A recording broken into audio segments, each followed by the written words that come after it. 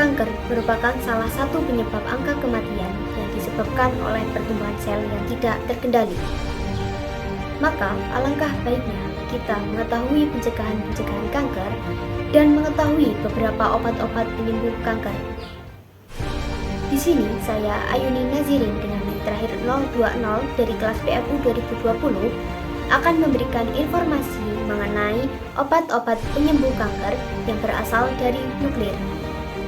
Nuklir tersebut ialah radioisotop dan radiofarmaka. Sebelum memasuki penjelasan terkait dengan pemanfaatan nuklir dalam bidang kesehatan, berikut akan saya tampilkan terkait dengan poster yang telah saya dan tim saya buat.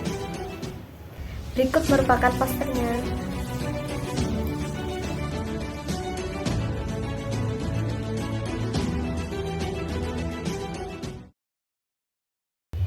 Di sini saya akan menjelaskan terkait dengan pemanfaatan nuklir dalam bidang kesehatan.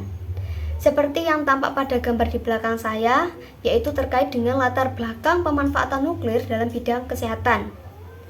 Jadi menurut Hafsah pada tahun 2022, tercatat bahwa kanker di Indonesia mencapai 396.914 kejadian, dengan angka kematian akibat kanker mencapai 234.511 kasus. Peningkatan kematian akibat kanker ini sangat tinggi dan terus mengalami peningkatan. Akhirnya tim medis berupaya untuk mencegah dan mencari solusi agar bisa mengobati atau mencegah penyakit yang mematikan ini, yaitu kanker. Salah satu inovasi yang ditemukan atau didapatkan yaitu terkait dengan pemanfaatan nuklir untuk obat, termasuk untuk mendiagnosis dan melakukan terapi untuk kanker yang berasal dari obat nuklir. Jadi nuklir yang dimanfaatkan ini yaitu nuklir radioisotop dan radiofarmaka. Sehingga nuklir ini sangat bermanfaat bagi tim medis untuk dijadikan sebagai obat atau untuk mendiagnosis atau sebagai terapi untuk penyakit mematikan ini yaitu kanker. Selanjutnya yaitu penjelasan terkait dengan radioisotop. Seperti yang nampak pada gambar di belakang, yaitu terkait dengan cara kerja radioisotop. Maka sebelum kita mengetahui cara kerjanya, alangkah baiknya kita mengetahui pengertian radioisotop. Jadi, radioisotop merupakan terapi yang menggunakan sinar radiasi eksternal berupa sinar X, sinar Y, dan partikel bermuatan. Nah, setelah mengetahui pengertian radioisotop, maka kita akan mengetahui cara kerja radioisotop. Yang pertama, cara kerjanya yaitu radioisotop berfungsi sebagai radio tracker untuk menentukan lokasi bibit sel kanker. Kemudian yang kedua, sesuai dengan pengertian radioisotop yaitu menggunakan sinar radiasi eksternal berupa sinar X, sinar Y, dan partikel bermuatan, maka radioisotop akan memancarkan radiasinya untuk mendeteksi dini sel kanker. Jadi, setelah yang pertama menentukan letak atau lokasi bibit tersebut, maka yang selanjutnya yaitu mendeteksi dini sel kanker. Kemudian yang ketiga, lokasi dan distribusi sel kanker tersebut dapat terdeteksi dengan tepat tanpa melakukan pembedahan. Kemudian dilanjutkan dengan radiofarmaka. Radiofarmaka merupakan sediaan farmasi yang salah satu penyusunannya adalah atom radioaktif. Proses radiofarmaka teragnostik yaitu sebagai berikut. Di mana ada obat, ada radioaktif. Ketika keduanya dicampurkan, maka menjadi radiofarmaka. Seperti yang ditunjukkan pada gambar di belakang ini, yaitu terkait jenis-jenis radiofarmaka. Apa saja sih jenis-jenis radiofarmaka?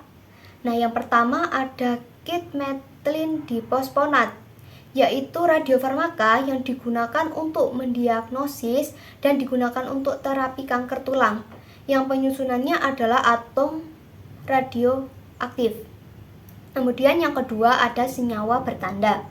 Senyawa bertanda metallodobenzoguanidin atau I131-MIBG yang digunakan untuk mendiagnosis penyakit kanker neuroblastoma atau sistem saraf pada anak.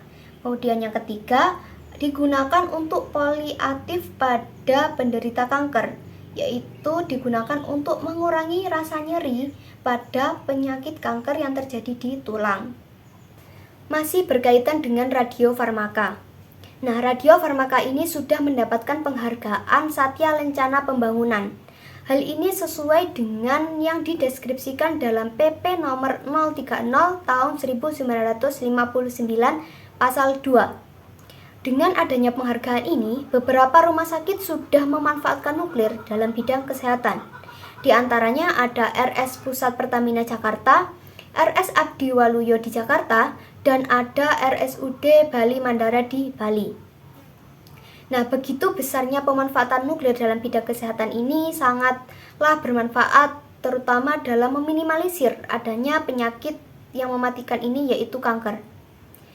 Semoga dengan adanya pemanfaatan nuklir ini bisa menambah manfaat bagi dunia kesehatan dan bagi warga Indonesia. Untuk itu, pentingnya menjaga kesehatan, pola hidup yang sehat, makan makanan yang bergizi, teratur, dan rajin berolahraga, agar kita terhindar dari beberapa penyakit yang sangat mematikan maupun beberapa penyakit ringan. Oleh karena itu, tetap jaga kesehatan dan tetap jaga daya tahan tubuh agar kita tetap selalu sehat. Stay safe, stay healthy. Sekian presentasi yang dapat saya sampaikan terkait dengan poster. Kurang lebihnya mohon maaf. Terima kasih. Wassalamualaikum warahmatullahi wabarakatuh.